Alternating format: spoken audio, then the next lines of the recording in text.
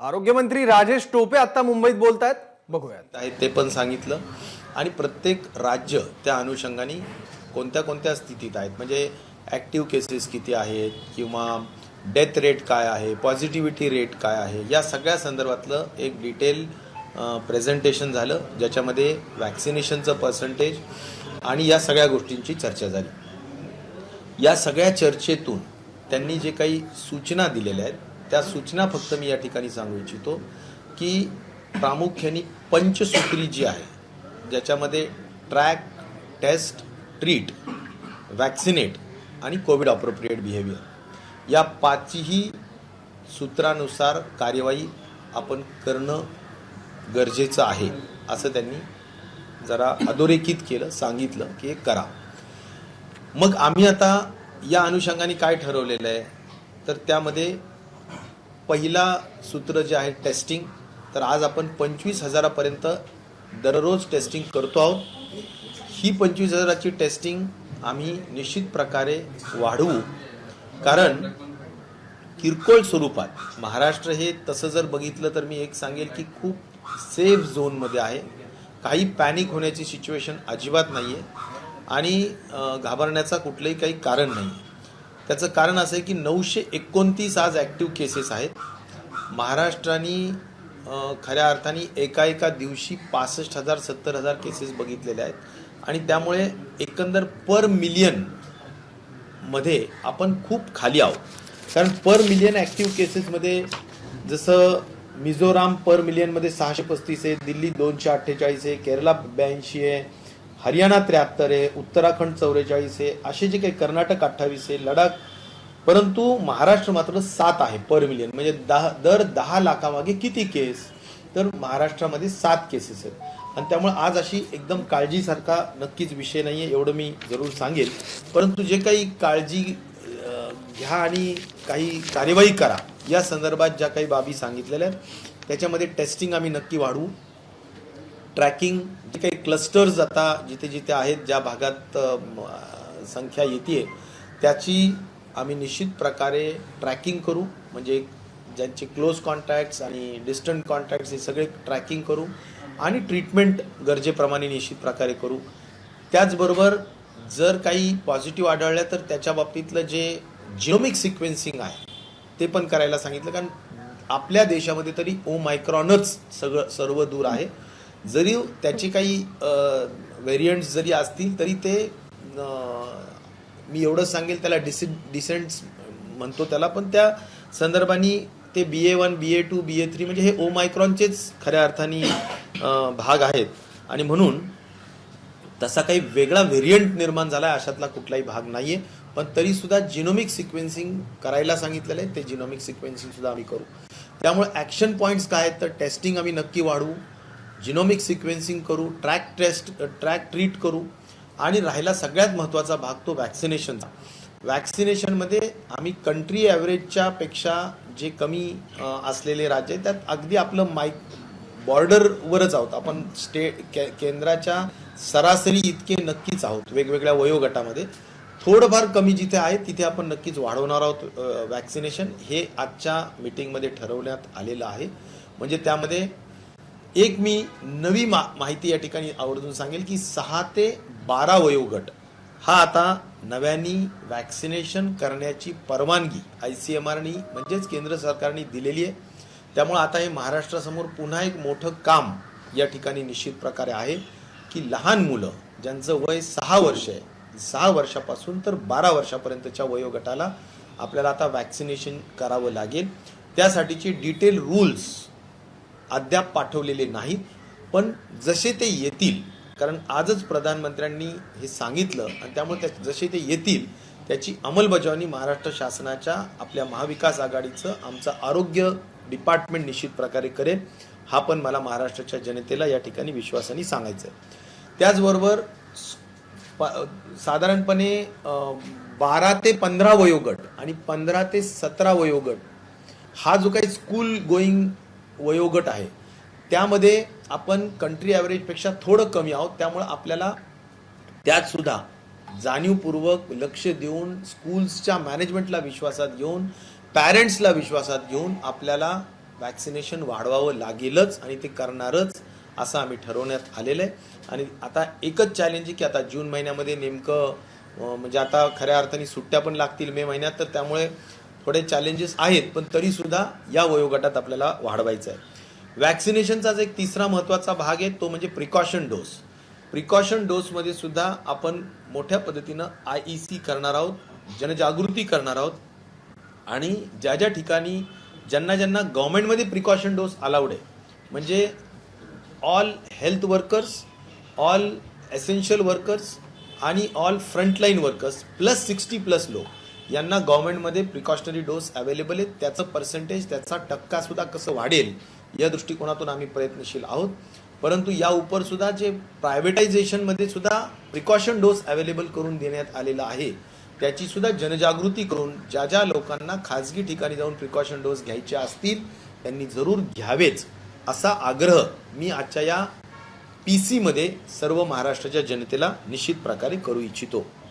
त्याचबरोबर हा सगळा जरी वॅक्सिनेशनचा विषय झालेला असं म्हणजे वॅक्सिनेशन आम्ही खूप जोर देत आहोत.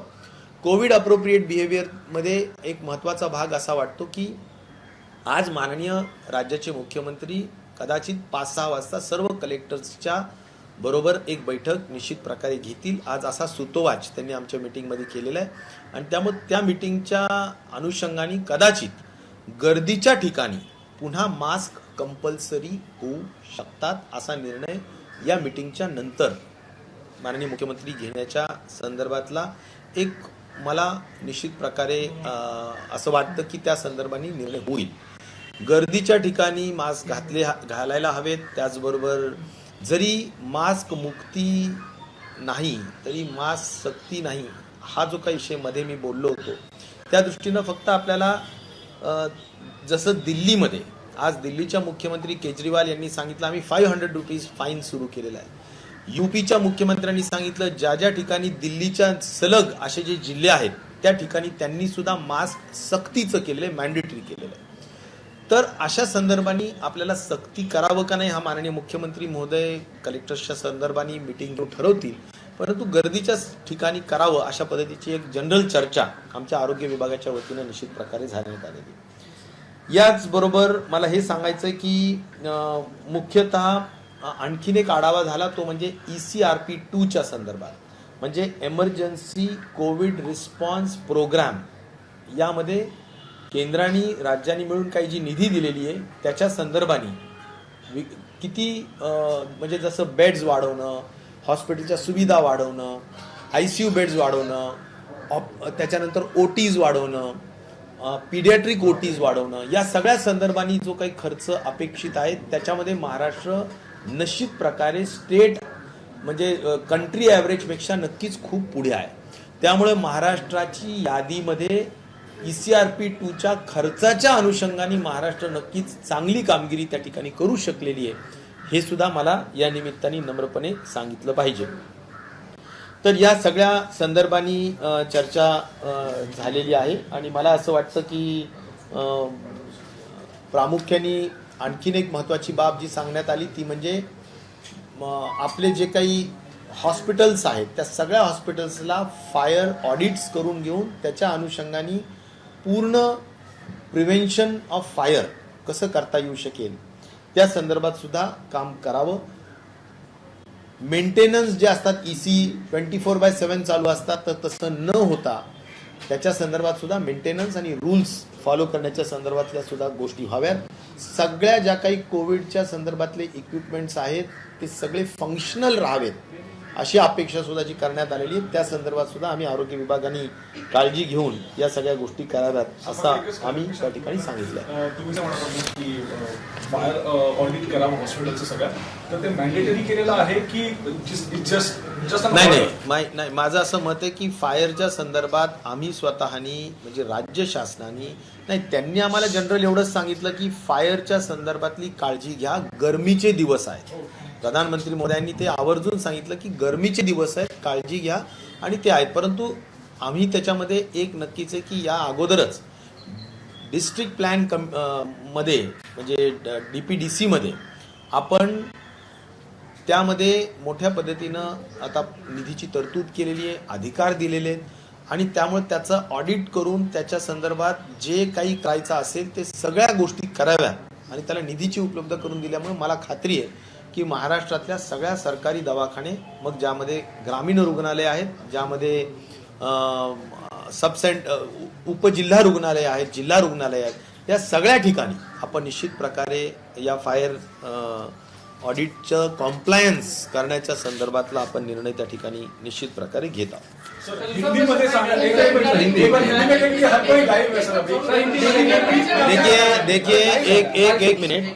हिंदी में ब्रीफ में जानना चाहेंगे आपसे कि आज की मीटिंग में क्या हुआ. हर कोई लाइव है इसमें. नाही, आणखीन एक फक्त मराठीतला मुद्दा सांगतो मी की आज एक महत्त्वपूर्ण बैठक अशी पण झाली की ज्याच्यामध्ये सुप्रीम कोर्ट, हायकोर्ट याच्या संदर्भात बऱ्याच गोष्टी झालेल्या होत्या आणि सगळे महाराष्ट्रातले मुलं सुद्धा याची वाट बघत होते आणि ते म्हणजे आमच्या health department, public health department आणि मेडिकल एज्युकेशन डिपार्टमेंट यांच्यातला महत्त्वाचा भाग होता.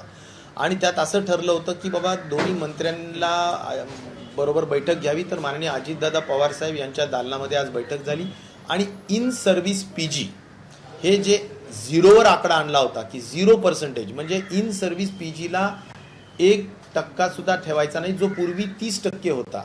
पण आता जसं जसं मेडिकल कॉलेजेस वाढवलेले आहेत तर त्यांना SR जे लागतात त्यांना सिनियर रेसिडेन्शियल, तर त्या दृष्टिकोनातून त्यांनी हा इन सर्व्हिस पीजीचा आकडा शून्यावरच आणला होता. तर त्या दृष्टिकोनातून आता ग्रामीण भागामध्ये अजिबात पोस्ट ग्रॅज्युएट डॉक्टर्स मिळाले नसते ह्या सगळ्या निर्णयामुळे आणि त्यामुळे ग्रामीण भागामध्ये, दुर्गम भागामध्ये पोस्ट ग्रॅज्युएशन डॉक्टर्स मिळावेत.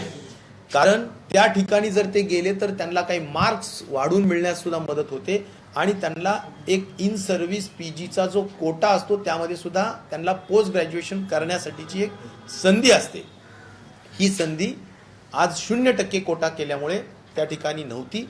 तिला आता आम्ही बैठक घेऊन आम्ही आमची बाजू पूर्णपणे सांगून त्या ठिकाणी दोन्ही मंत्री महोदय, माननीय अमित देशमुख, आम्ही सगळ्यांनी आणि आदरणीय दादांनी त्यातला जो निर्णय दिला त्यामध्ये 25% एवढा पीजीसाठी इन सर्व्हिस कोटा हा सुद्धा त्या ठिकाणी देण्यात आलेला आहे.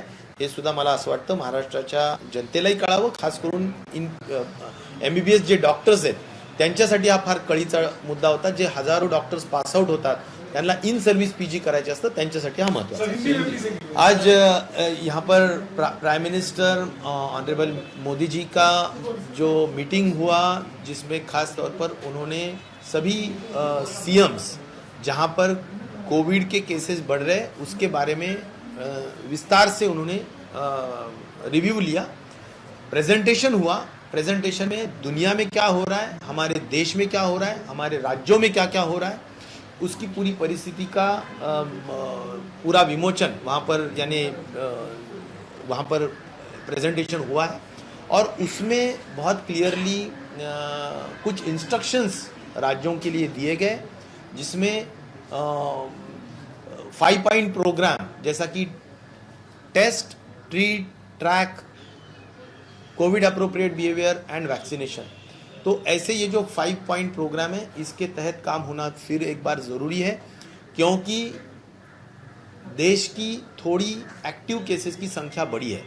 जैसा कि कुछ राज्यों में, खास तौर पर नॉर्दर्न राज्यों में ज़्यादा और नीचे केरला में भी बहुत ज़्यादा मात्रा में केसेस बढ़ी है. और लेकिन महाराष्ट्र की केसेस में चिंता करने लायक निश्चित तौर पर कोई वजह नहीं है क्योंकि हमारे पर मिलियन केसेस में सिर्फ 7 केसेस की संख्या है जिसमें अन्य राज्यों के तुलना में या अन्य राज्यों की कंपैरिजन में निश्चित तौर पर हम बहुत कम हैं. लेकिन एक ज़रूरी है कि जो उन्होंने पंचसूत्री का मेंशन किया है उसमें हमने टेस्टिंग बढ़ाने का निश्चित तौर पर निर्णय लिया है कि महाराष्ट्र में 25,000 पर डे टेस्ट किया जाता था, अभी वो हम कम से कम 50,000 तक लेके जाने की कोशिश निश्चित तौर पर करेंगे.